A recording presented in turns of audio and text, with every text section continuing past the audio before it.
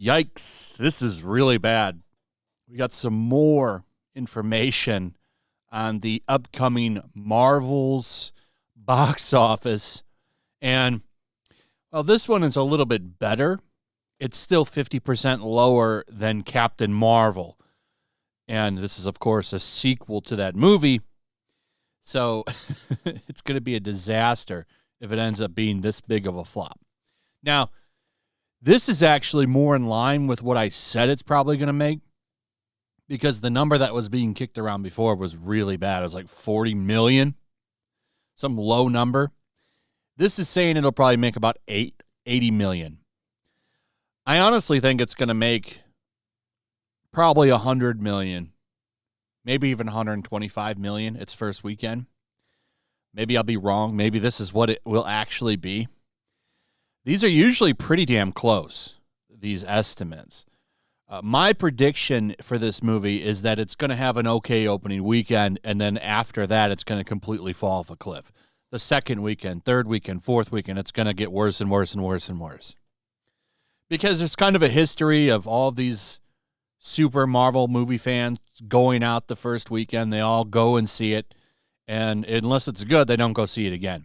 Ant-Man 3 is a great example of that. Ant-Man 3 had a great opening weekend. First weekend that movie was out, did real good. And then it fell off a cliff. That was really funny, too, because everyone was saying, yeah, it's probably not going to do well. Did well the first weekend, so everyone's like, ha, ha, ha, we proved you wrong. And then the second weekend, it completely failed, and all those people were real quiet. Anyway, let's take a look at what they're saying here. The Marvel's heading for 75 to 80 million opening, roughly 50% lower than Captain Marvel. The 4-week lead tracking with a 75 to 80 million. The Nia DaCosta directed movie opens on November 10th. That start is roughly 50% below the opening for the first Captain Marvel, starring Brie Larson, which posted a 3-day of 153 million. Man, that's bad. That movie made $1 billion. As much as we like to make fun of it, the numbers are there. Not a good movie at all. Not a good movie. I don't believe anybody that says they really thought that was a well-made movie. That movie is shit. It's like one of the few Marvel movies I don't own on disc because I don't need it. I don't need that 4K Blu-ray. You really don't. You don't miss anything by skipping that movie. You just, if you don't know who Captain Marvel is, you just won't know why she's there.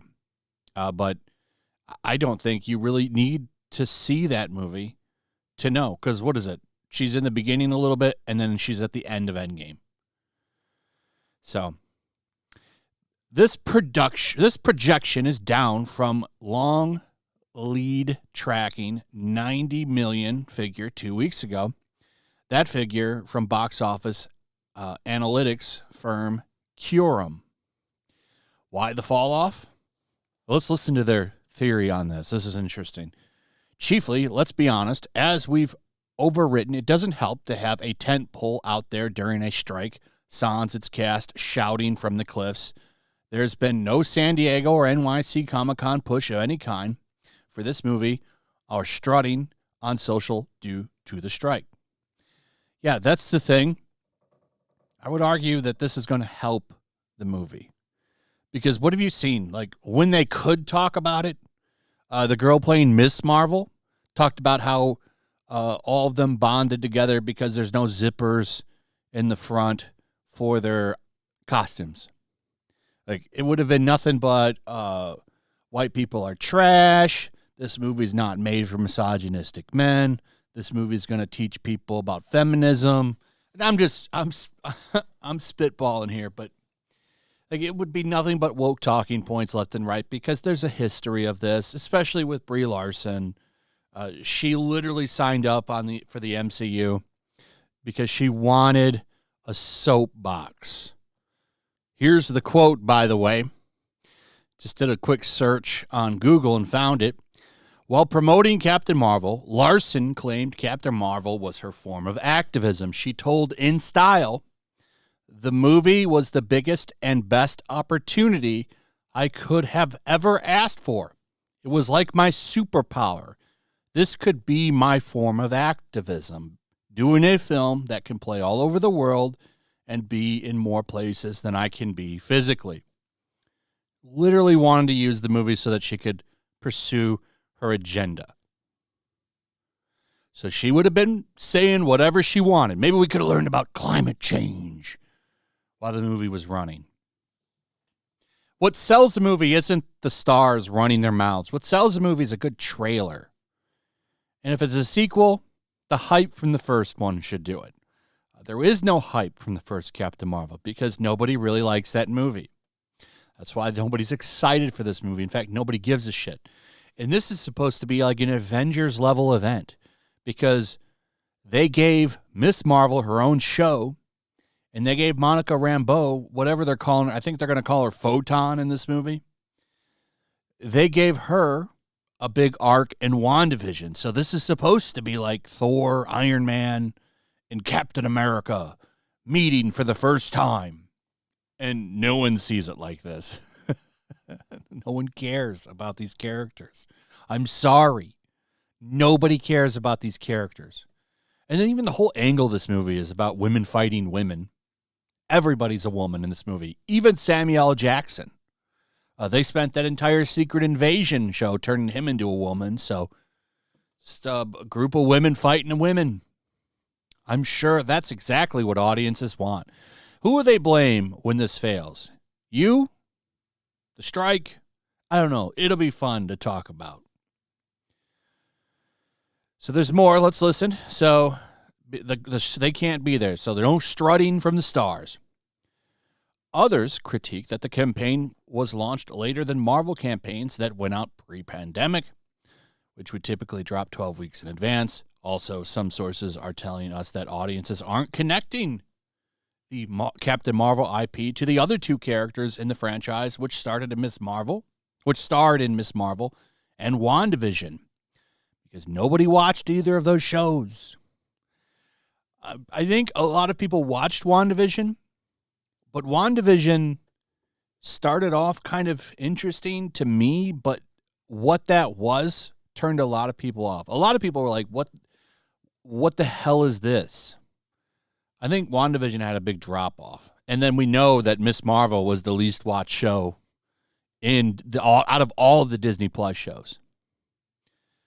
And lo and behold, audiences that didn't watch that shit are like, who the hell are these people? Why am I supposed to be excited for this? That is a legitimate problem for this movie. The other one, the stars, not so much. Nobody cares. Most people don't watch this shit. Watch interviews or any of that shit. Majority of people don't. They watch trailers. They judge it from there. And in this trailer, they're propping up two characters that nobody watched. Most people don't know who Miss Marvel or Monica Rambeau are, because a lot of people haven't been reading comics since the MCU came into inception. So a lot of people are like, who's Miss Marvel? A lot of people don't follow that stuff. Who is Monica Rambeau? A lot of people don't know who she is. So you've got these characters out there that nobody's excited for, that nobody wants to see, that nobody cares about. It's naturally going to hurt this movie.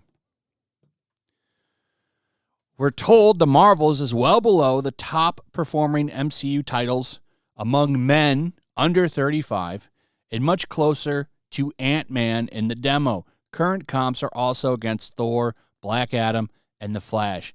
In men and women under 35, Captain Marvel is pacing behind Guardians of the Galaxy Volume 3, Black Panther Wakanda Forever, and Doctor Strange in the Multiverse of Madness in overall interest. Hopefully the strike eases soon so that Disney can truly pop this film with its cast before its November 10th opening. Marvel's The Eternals hit a low opening for the comic book label in November with a $72.2 million start. So that's where we're at on that. Very embarrassing for Marvel. And like I said, there's more than just that. Apparently, they're going to scrap Wonder Man. That's apparently now been scrapped. This is after the news that Daredevil is getting completely reworked, and the rumor says that more TV shows other than Wonder Man have been scrapped, and they're trying to restructure their Disney Plus television plans big time. Another one is that they're planning to just do a soft reboot after Secret Wars, which would be smart. You could bring back Iron Man. You could bring back Captain America, the one people like, and recast them and move forward without an origin. That would work too. So Marvel is not in a good place, and I think they know it, which is why you're seeing these drastic changes, because they've been running this brand into the ground for 4 years now. So they got to do something. This is like their most valuable brand, and they're fucking it up. Anyway, let me know what you guys think about this. I'd like to hear from you. Also, if you would, please like, subscribe, share the video. Make sure you're still subscribed. Hit that notification bell. Check out my Rumble and Locals. I'll see you on the next one. Peace. Make sure to check out my Locals. There's a link in the description. It's a fun community that I'm trying to build over here. If you don't want to support me on YouTube, you can come over here. None of that money goes to YouTube. You also can just come over here for free. But if you are a supporter over here, I do plan on doing an extra live stream once a month and throwing links to the supporters so you can actually come on and have a supporter live stream with me. Also, it's a good place to catch all of my content. You don't have to worry about notifications like YouTube. They'll definitely work over here. So come check out my Locals.